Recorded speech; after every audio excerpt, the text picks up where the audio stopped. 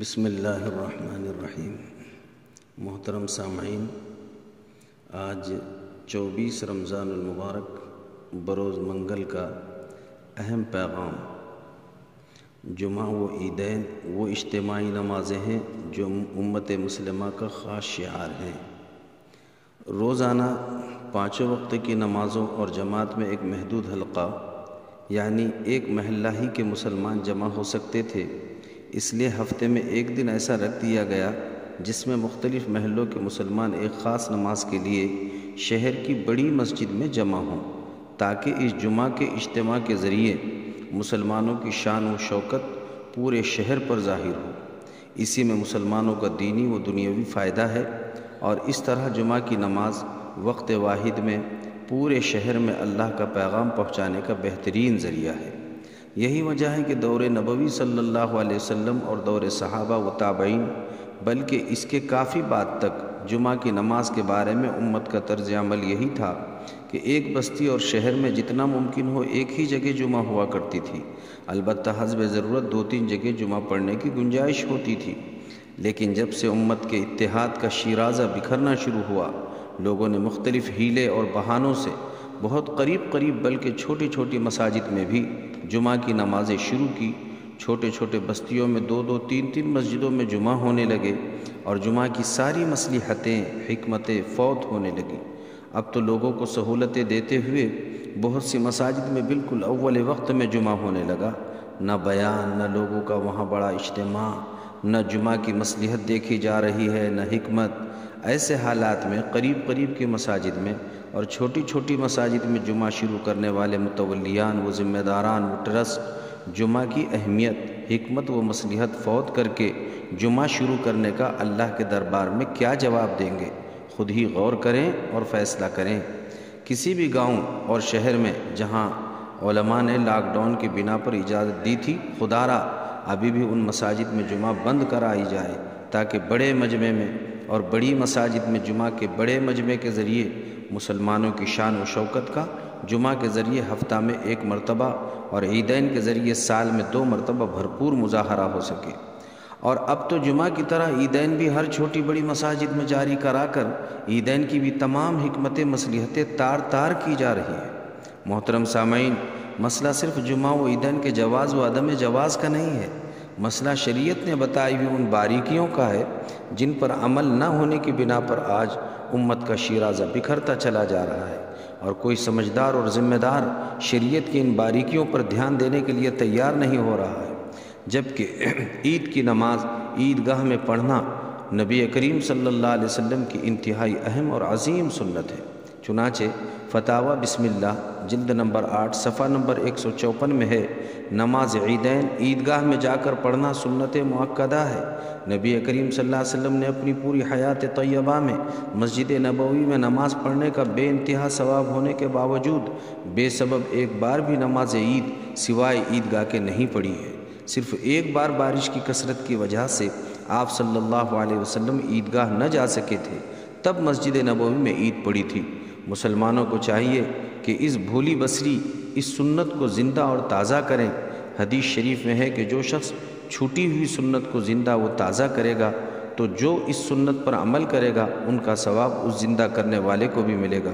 حدیث شریف میں ہے کہ جو میری امت کے فساد اور دینی بے پرواہی کے وقت پچھلے زمانے میں جو میری مردہ سنت ہوئی تھی ان پر عمل کرے گا اسے 100 شہیدوں کا ثواب ملے گا۔ الغرض عیدگاہ میں جب نبی کریم صلی اللہ علیہ وسلم جیسی عظیم شخصیت عیدگاہ جا کر ہی عید کی نماز ادا کرتی تھی، اور صرف ایک بار وہ بھی بارش کی وجہ سے مسجد میں آپ نے عید کی نماز ادا کی تھی، تو ہمیں ضرور اس سنت مؤکدہ کو جاری اور تازہ کرنے کی پوری کوشش کرنا چاہیے۔ فتاوی رحیمیہ جلد نمبر 1 صفحہ نمبر 275 پر حضرت مفتی عبدالرحیم صاحب لاجپوری رحمۃ اللہ علیہ لکھتے ہیں، عید کی نماز عیدگاہ میں ادا کرنا سنت مؤکدہ متوارثہ ہے۔ حضور صلی اللہ علیہ وسلم مسجد نبوی کی فضیلت کے باوجود ہمیشہ عبادت کے طور پر عیدین کی نماز عیدگاہ ہی میں جا کر ادا فرماتے رہے۔ نیز آگے فتاوی شامی کے حوالے سے لکھتے ہیں، نماز عید کے لیے عیدگاہ جانا سنت مؤکدہ ہے، بلا عذر اس کو چھوڑنے والا لائق ملامت اور مستحق عتاب ہے، اور ہمیشہ چھوڑنے کا عادی بننے والا گناہ گناہگار ہوتا ہے۔ نیز فتاوی رحیمیہ جلد نمبر 8 میں تحریر فرماتے ہیں، شرعی عذر کے بغیر محلہ در محلہ نماز عید قائم کرنا خلاف سنت ہے اور شریعت کے مقصود و منشا یعنی بڑے اجتماع کو فوت کرنے اور اسلام کی شان و شوکت و عظمت میں کمی کرنے کے مترادف ہے۔ لہٰذا مسجد کے ذمہ داروں پر لازم ہے کہ نمازیوں سے مشورہ کرنے کے بعد محلے کی مسجد میں عید کی نماز پڑھنا بند کر دیں اور عیدگاہ میں جا کر نماز عید ادا کریں تاکہ اسلام کی شان و شوکت دوبالا ہو سکے۔ یہ بڑے مفتیان کے فتاوے نقل کیے گئے ہیں تاکہ عمل کے لیے ثبوت رہے۔ لہٰذا قصبات اور بڑے شہروں میں جن جن مساجد میں عید کی نماز ہوئی ہے اور ہو رہی ہے، خدارا اب بھی موقع ہے وہ ایسی تمام مساجد میں عید کی نماز پڑھنا بند کر دیں اور امت کا شیرازہ بکھرنے سے روکنے میں مدد کریں، اور اسلام کا عظیم اجتماع سال میں جو 2 مرتبہ عیدگاہ میں ادا کیا جاتا ہے، عیدگاہ ہی میں حاضر ہو کر اس بڑے اجتماع کو خوب بڑا بنانے میں مدد کرے، اور عیدگاہ جاتے وقت ایک راستے سے تکبیر توحید یعنی اللہ اکبر لا الہ الا اللہ واللہ اکبر وللہ الحمد پڑھتے ہوئے جائیں تاکہ کفر مٹ جائے اور نماز کے بعد دوسرے راستے سے آئیں۔ یہ بھی اہم سنت ہے اور یہ اسی وجہ سے ہے تاکہ سارے شہر میں امن و امان اور توحید کی فضا بلند ہو سکے۔ البتہ معذورین اور مجبورین ہر جگہ ہوتے ہیں، نیز ہر گاؤں اور شہر میں مختلف حالات بھی ہوتے ہیں، اس لیے باہم مشورے سے جامع مسجد و مرکز جیسی بڑی بڑی چند مساجد میں نماز عید ادا ہوں،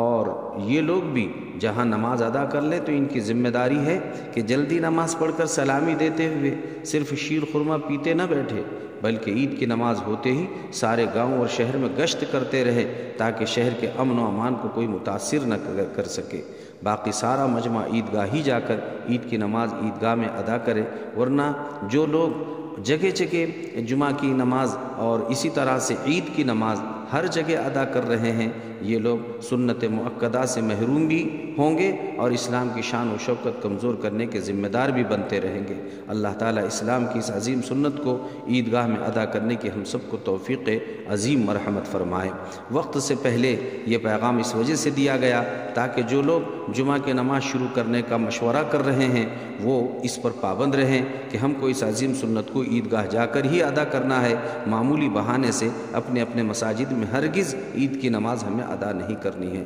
اللہ تعالیٰ اپنے فضل سے عمل کی توفیق دے۔ آپ اپنی عظیم دعا میں اس سیاہکار محمد عارف کو بھی ضرور یاد فرمائیں۔ وآخر دعوانا ان الحمد للہ رب العالمین۔